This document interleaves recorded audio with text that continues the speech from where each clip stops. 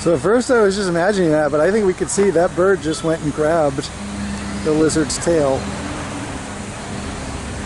Probably for fun, or maybe telling it to get out of its territory.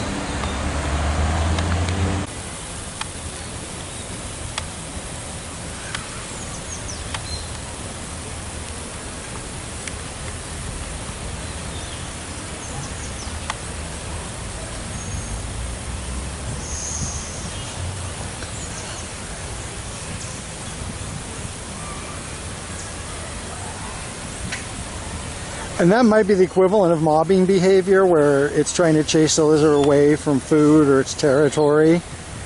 And it could just be really amusing. Like, you know,